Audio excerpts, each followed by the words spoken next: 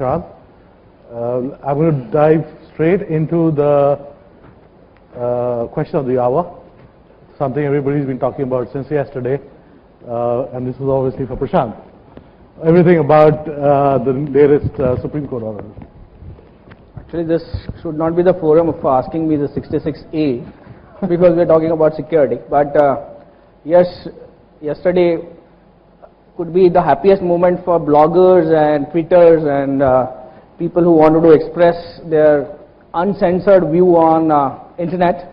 But simultaneously, it could be a black day for people, for specifically ladies who are oppressed and who have been named and defamed across on the internet. So we have lost one section. Also, as corporates, we should be worrying about, because 66A Part C had one section which was talking about anti-spamming law. So because 66A is in totality been removed, we lost anti-spam law of our country because of 66A. So we don't have that security as of date. Secondly, now if you defame any person, then we are left with a section called IPC section 500, and which is non-cognizable offense and which is compoundable offense. So now when you have a compoundable offense, that means if you defame somebody and you really want to say sorry out of your heart, then you can use this compounding part, so you can settle the matter outside the court. When it was 66A and you are defaming a lady or a child, then you couldn't settle outside the court. The cases kept going on. And now there also lays a question that what happens to the cases where there were actual defamation and only 66A section was applied to all those oppressed and defamed ladies. What happens there? Now, because when it is struck down by a code of law, it is struck down ab initio. That means all those sections which are only 66A is applied, those cases have gone. Those cases are considered as to be void and non-existent. So that's what actually we are standing at these doors. If you ask my opinion, which I'm giving from yesterday to media, we need some kind of law which is constitutionally valid, and now government should come to the stakeholders like us and ask whether whatever is drafted is valid according to netizens. That's my last take possibly on this. Thank you. Thank you. Now that we've touched on that hot topic, let me just set a little bit of a context to our discussion on threat and disaster management. Fortunately or unfortunately, we live in a world where threat and disaster management is a reality and a big part of doing business. Having said that, there are a lot of steps and actions that are taken by enterprises across the globe.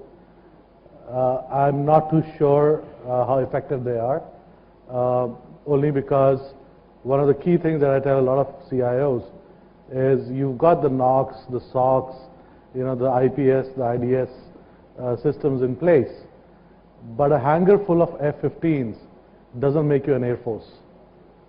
And that intelligence layer around those security services is something that I think a lot of organizations are building today. So with that thought in mind, can I actually request Mr. Kamlesh to throw some light on that topic from a banking perspective? Good evening, everybody. First of all, when an advocate is sitting with us in a panel, I must start with this, that disclaimer clause, that these are my personal views and not of the Bank of India, the organization which I am heading a security portfolio, information security portfolio, CISO. So these are my personal views. Of course, I will try to whatever we have done, what ideally banks are required to do it, and what other organizations are doing. So it is of course now need of the hour. Everybody accepts that security is a key feature, but as you see here itself, there are three more panelists. They have not come. Our session is last. So in organization also, the business is first, security is always the last. So, but it is very vital. So in particularly organizations like banks, financial institutions, where directly the people, the hackers or the thieves are interested in the money. Direct benefit is there. So that is why our role, particularly information security, is very, very important. But there are the three things in any action has to be that we must think big, and we should start small things and act fast. These are the three sequence should be there. But in majority of the organization, particularly in India, we are just going reverse. We are acting fast. We are thinking very small. And the organization always thinks are big plans, but action-wise it is very, very meager actions are there. So that is why we are our security particular portfolios are lacking as far as action is concerned. That is number one part. Number two, as there is one of the principle everybody must be knowing, it is a very famous principle, the 80-20 principle.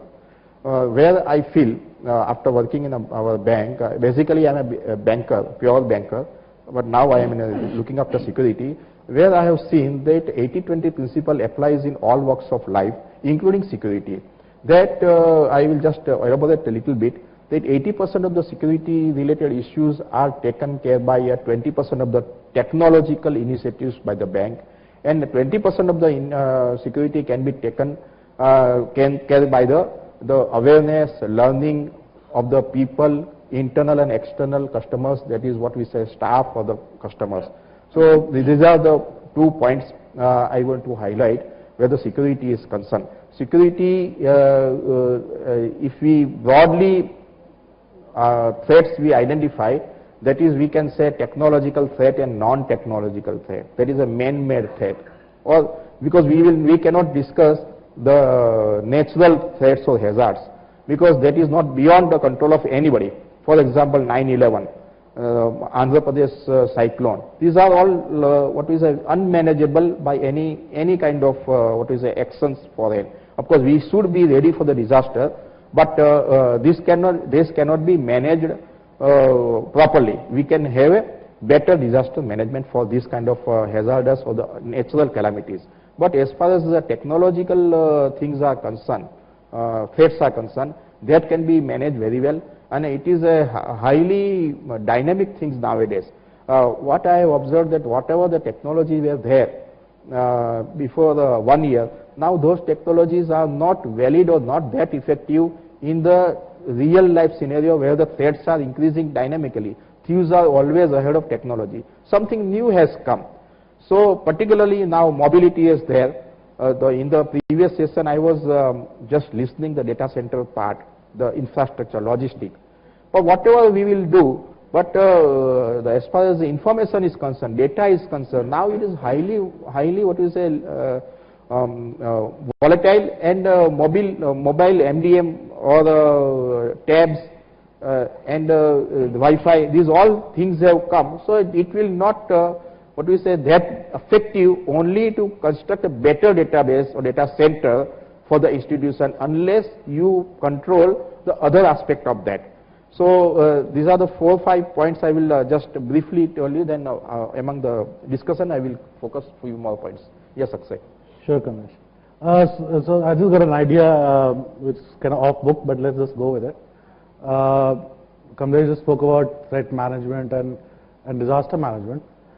For the IT practitioners in the room, how many of you have a BCP plan? Show of hands. So most of you, fantastic. Out of these BCP plans, how many of them have actually been put into active role, either as a practice or as a genuine disaster? So, well, about 1/3. So which is still not bad at all. The reason I asked was a lot of these disaster management plans get built, and a lot of them stay on the shelf and gather dust. The technical bits at least get run on a periodic basis, but a lot of scenarios, which is typically known as war games, are not run in the country.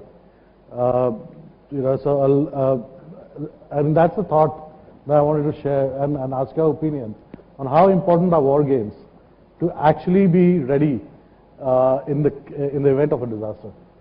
Excellent question. I wanted that you come over this. Now see, data centers have become fertile grounds for playing cyber warfare, and that's my topic of research and present papers on this. It's a fertile ground for playing cyber warfare amongst states and non-state actors. Now what happens is the weapons are normally are kept in data centers, or they are hosted in data centers with or without your knowledge. And ultimately, there are a couple of cases in which I'm involved, where a data center's asset was used to host a cyber weapon, and when the IP address was found of this data center, the whole of data center went into the TIFF. And now it's a legal risk also when you're doing this. Now, if it is concluded that you're not following reasonable security practices under Section 43A of the IT Act, and you're not followed due diligence as an intermediary, then you definitely have what is called as legal compensation, which can be brought on you. And there is no upper limit of legal compensation. You know what he was talking about, war games. War games is another way of finding out or actually doing your due diligence. Are we robust enough that our data center can handle this kind of scenario, this kind of situations? And it's not enough that you only have these war games, but you also document them and log them, so that has been created as an evidence when such kind of incidents or cases happens. You know? So there is a huge risk when you have an asset called data center in your location or whichever location you have. So having a data center and not doing your due diligence or not following reasonable security practices lands the whole organization indefinitely into what is called as non-compliance and exposes to a legal risk. I would also want to point out, normally I just say this in my conferences, that CISOs should always have one anticipatory bail in their pockets, you know, whenever they are moving, because IT Act says if your staff does something which is a cyber crime as per the IT Act, and you are not able to point out to that staff he did it, that means you don't have logs, you're not following compliance procedures. So the first person who is taken in is CISO. Okay, and this can happen many times. You know, this can happen because actually your staff did it, or your data center was compromised, your IP address was compromised. There could be an X number of scenarios. Even NASA's or Pentagon's computer get hacked. So apna to Indian can definitely. Okay, so therefore CISOs and CIOs of the organization, they have the ultimate responsibility. And let me assure you why I'm saying this word with authority is initially when our laws were drafted, there was one designation called GM. Okay, this GM was written in books of law, and now CISOs have entered in books of law and CIOs have entered in books of law. So when anything is statutory written somewhere in law, he ultimately gets responsible. You can have an umpteen amount of designations in your organizations. So let me ask you a question based on that, something that has been in my head at least for a while. So I've been a CIO for about 10 years in the last decade. You know, so we hear about all these laws and mandates that we have to adhere to. But when it comes to security, I believe there's two perspectives. One is safeguarding, right? So you put in all the technologies, all the processes to safeguard yourself. The other is, even when you do get breached, you need a deterrent. Right. So you need a stick. Right. So if somebody has, even if he's not, completely penetrated me, at least if I catch him, I should be able to deter him. Right.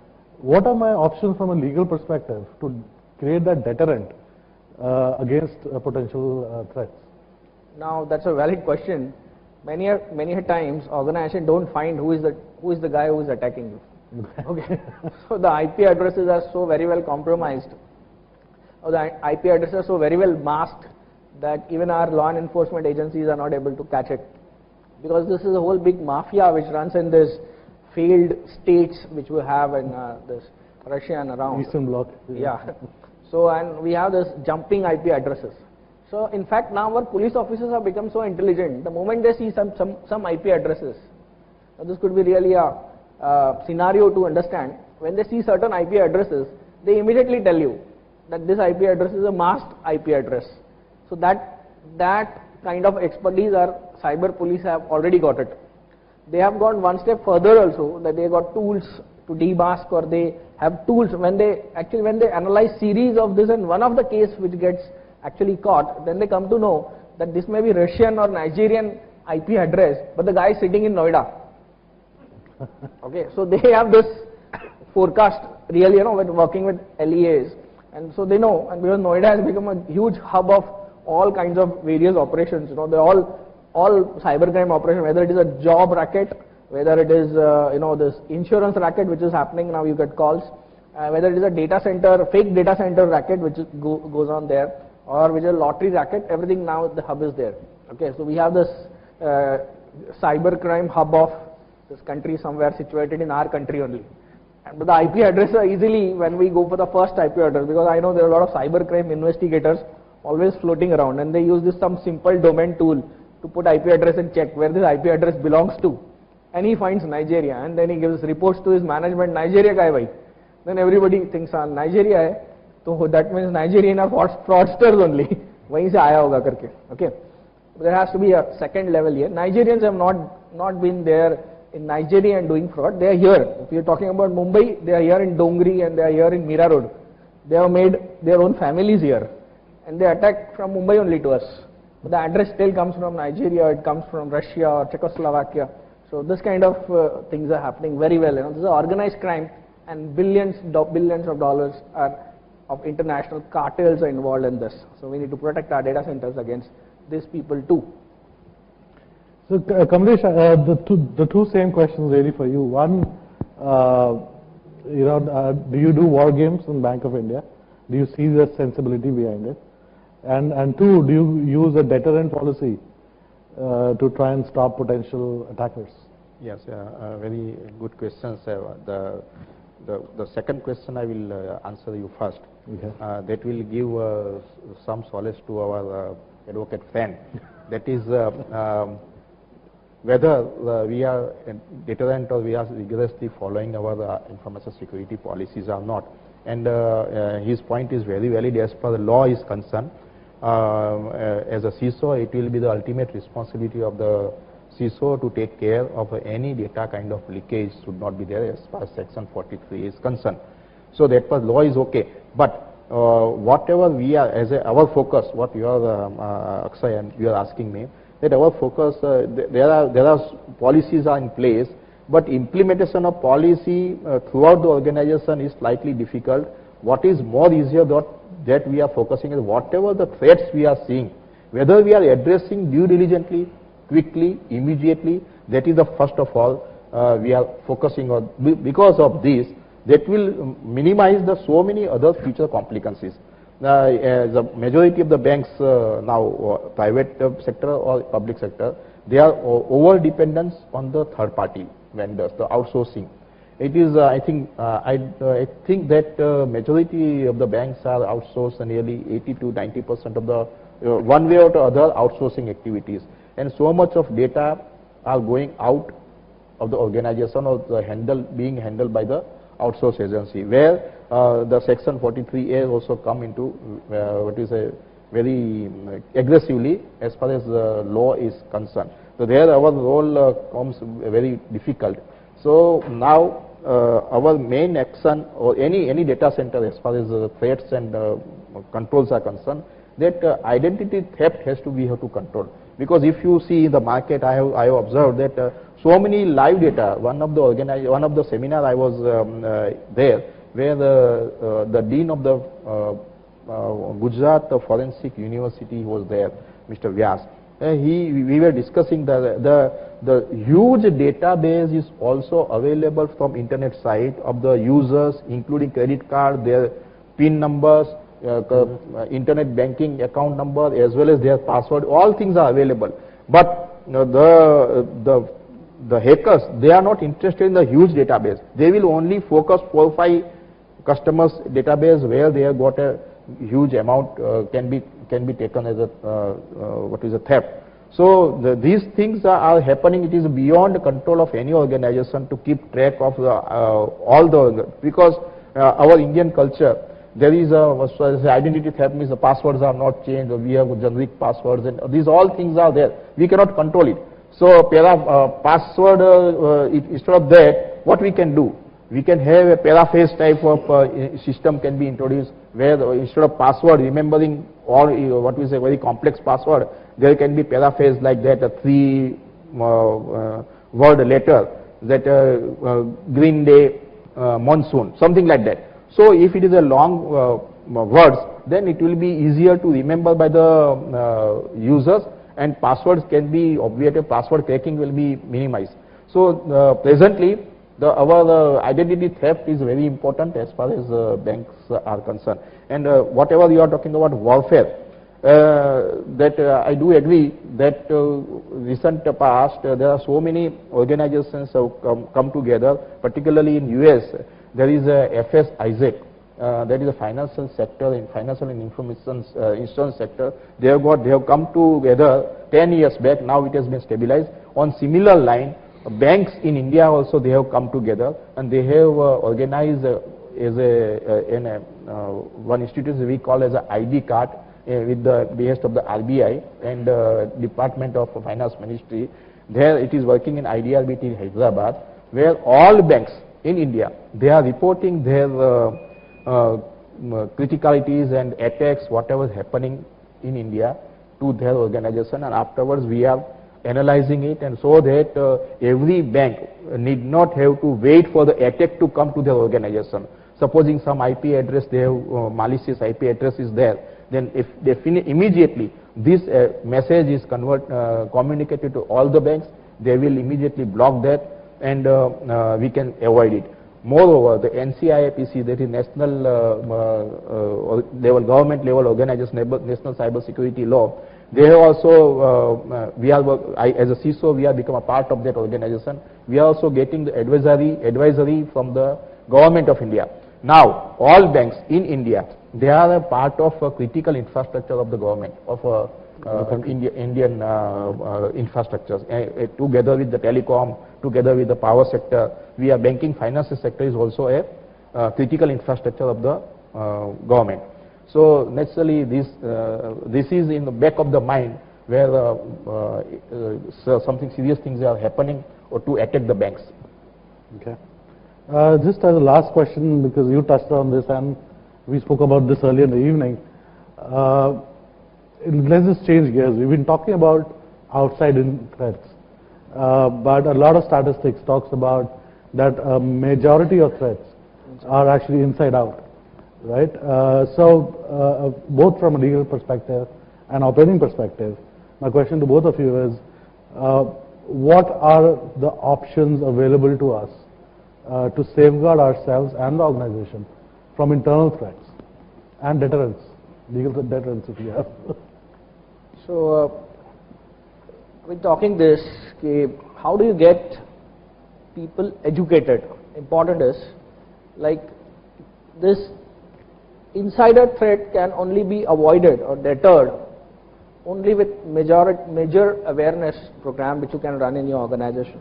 It could be cyber security awareness, it could be cyber law related awareness.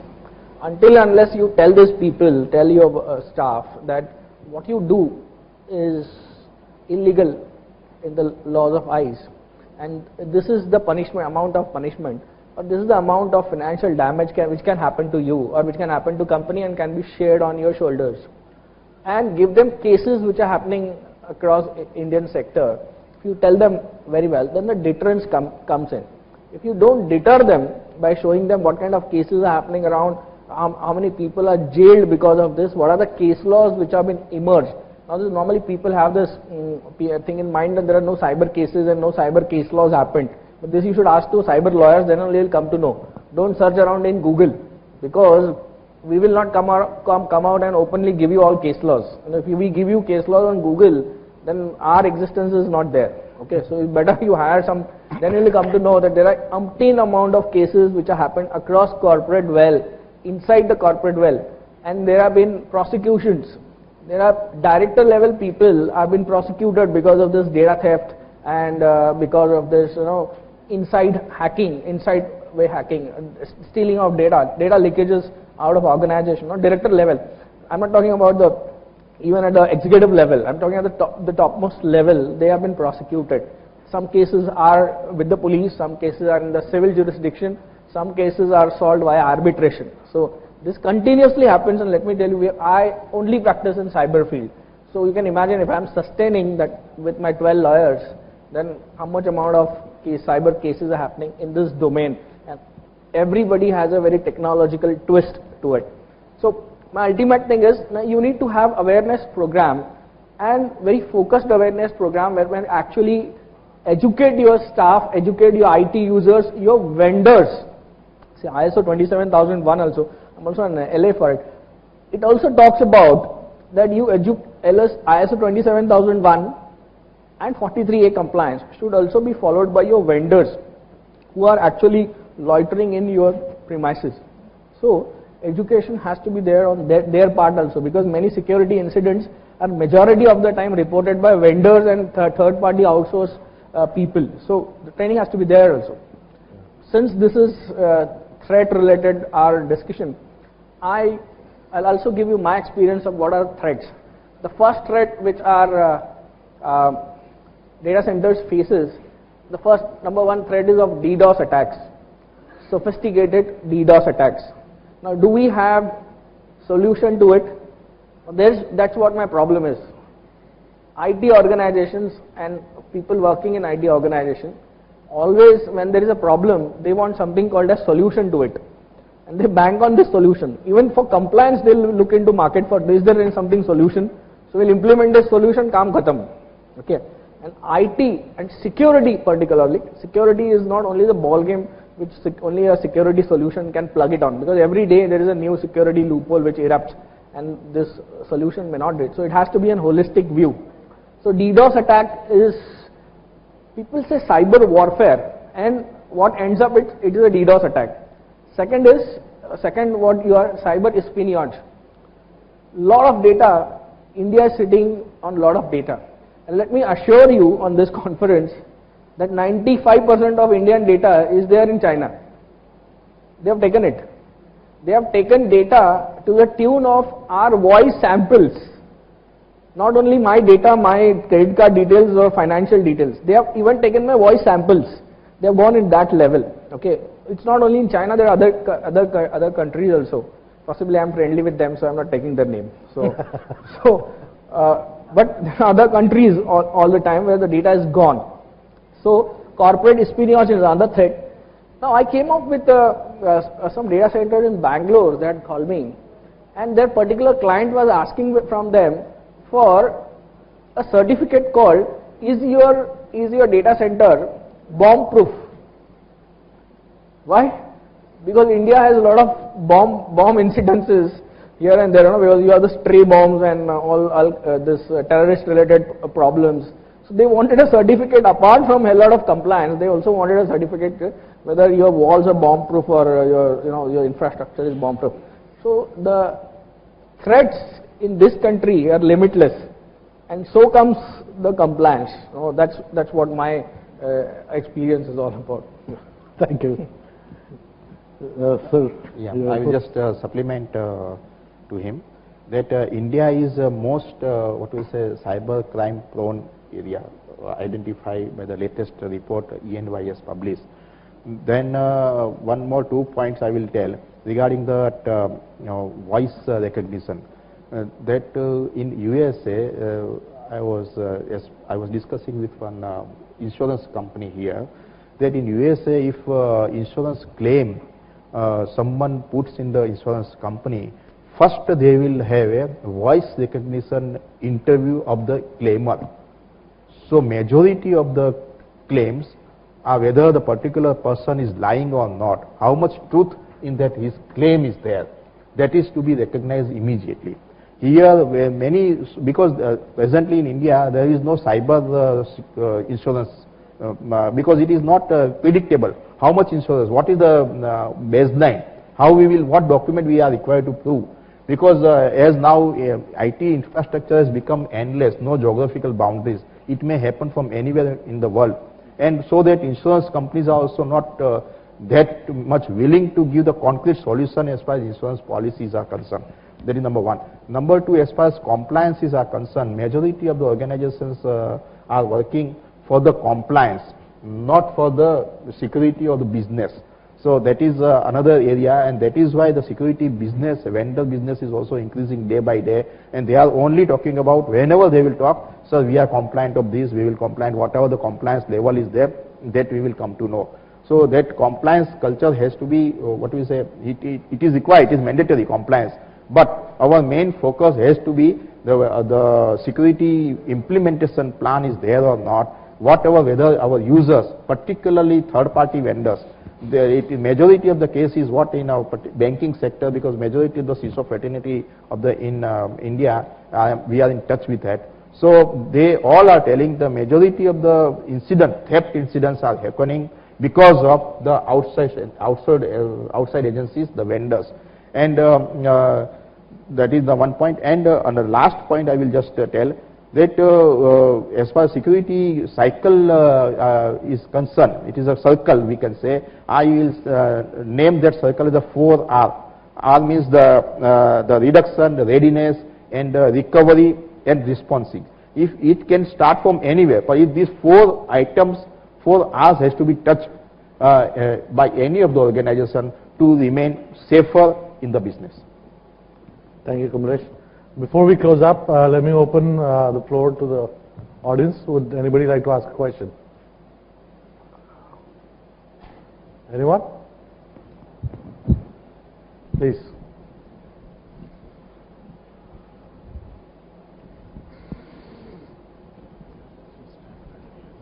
Yeah, hi, I'm Anshuman from Reliance. Actually, I just want to know, is there any guidelines in the law which states that there are so many things that you cannot do or you should not do? Is there any guideline that, okay, you should have all these checklists? So if you are an intermediary, and then there are guidelines, security guidelines, which are, if you follow ISMS, it is little above ISMS. You can refer back to security guideline rules, which are to be followed as an intermediary. So you can refer back to the IT Act, and under IT Act there are almost now 32 rules. So IT Act is not about 90 sections, it is also about rules. So if you pull out those rules, or you can mail me, I can send it across to you. Okay. Any other questions? I will just supplement to our friend has told to reply to this. See, the Act, we have, original IT Act has come on 2000, afterwards it was modified in 2008, and implemented, a Gazette was on 2009. But still there are lot many gaps, I mean, to improve upon it. And last year only in USA, they have come out with the Data Privacy Act as far as US is concerned. In European Union, they have come up from 1st January 2015. So there is a movement to modify or amend the IT Act, which is 2008, because that Supreme Court judgment yesterday only it has come. So there are so many gaps are there. So it has to be bridged. Then only I think some confidence in general public as far as organizations will be had. Is it okay what I suggest? Huh? Thank you, Kamlesh. Any more questions? Done. No? Okay. So just to close up on, and please don't consider this a sales pitch. My analysis of threat and disaster management for a while has been very similar to what our friend here was talking about. The legal authorities in the country, and not just India, in most organizations, in most countries, have a distinct advantage over the enterprise segment. And that advantage is in the mindset that they follow when they look at security. Whenever an enterprise looks at security, even in this forum, we look at cyber security or electronic threats as a standalone system. Now, electronic threats, end of the day, emerge from a real world physical sense. That mapping and that analysis in our heads doesn't happen naturally for us. You know, we look at, okay, we've put these 15 solutions, IDS, IPS, firewalls, they're there, but these are all touching electronic threats. Information like, and this is just out of the blue, there's no reality behind this, but information like a plane has taken off from XYZ Eastern Bloc country with 40 hackers on it, in parallel with the information that a half a Gbps fiber link has just been commissioned somewhere in the Middle East, tells you, can collaborate together to tell you that there's heightened hacking activity, you know, in subcontinental India day after tomorrow. Now that linking of the real world and the online world and the intelligence that needs to be built on top of that is something that Deloitte does very well. I'm sure there are others who also do it. But I think that needs to be a fundamental fabric in our disaster management process going forward. With that, if I may close the panel for now. Thank you so much. Really appreciate your time. Thank you, Mr. Lamba. May I please request you to honor your panelists with a memento provided by the organizers. To the gentleman to your left, Deputy General Manager and CISO Bank of India, Kamlesh Sevak.